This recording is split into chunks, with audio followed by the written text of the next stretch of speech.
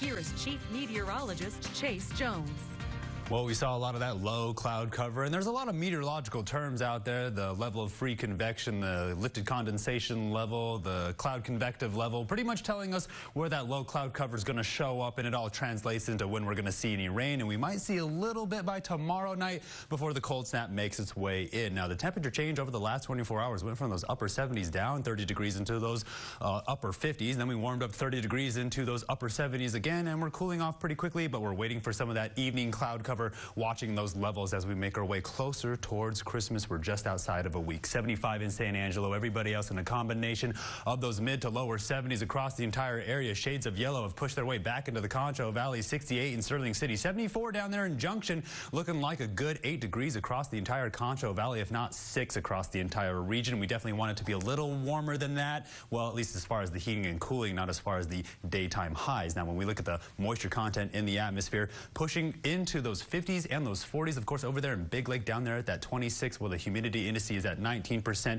Over towards the east, it pushes all the way up near that 60% mark, and that's pretty much looking like a spring temperature, even though we're seeing a lot more of these warmer conditions with Christmas still right around the corner. We're on the 3rd week of December, and it sure doesn't feel like it. Now, we're tracking that cold snap as it starts to push some of these concentrations of green out of the area. You'll see them make their way back in by about Tuesday night. Then by Wednesday, it's going to push out of the area with some light rain, if not some low cloud cover, before the cold weather makes its way in, and then we're on the recharge. Here's the upper level pattern. Here's that cold weather making its way in. You can see the strong ridging that's going to warm us right back up, but off the west coast. This is by Monday next week. I think we might have a colder Christmas on our hands. Definitely looking at some snowier white Christmases across the entire rest of the nation, but not down here in the Concho Valley. Just some cold weather. Water vapor imagery tracking the cold front right now, but here's our winter storm, at least the first round. That'll push us into those freezing marks, and we're watching the east coast as everybody else there is about 17 degrees warmer than they were this time last week. Severe weather outlook really just targeting the edge of the Concho Valley, then sort of makes its way up Tornado Alley. And when we take you down to the surface,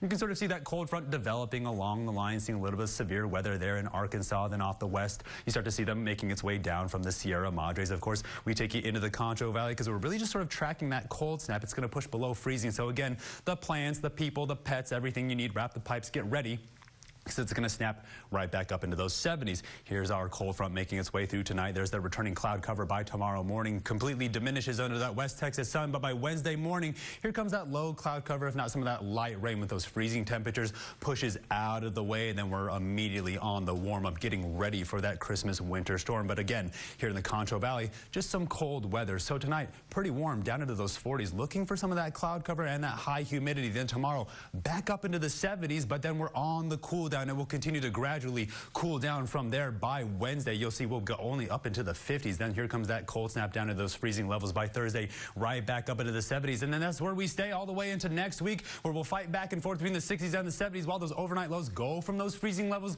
up into those lower 50s. Stay tuned. We'll have more at the break. You're watching KSAN News.